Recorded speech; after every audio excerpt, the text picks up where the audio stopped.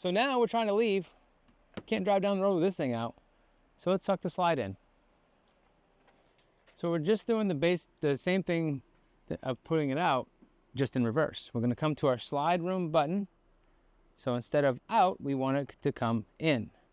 We're going to hold this button down for the entire cycle. Remember, do it while we're under power so we get the amps we need. Okay.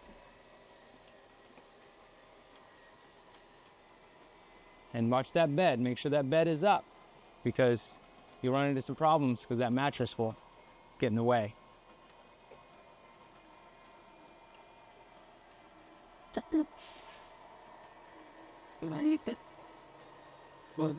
So as that slide gets to the end,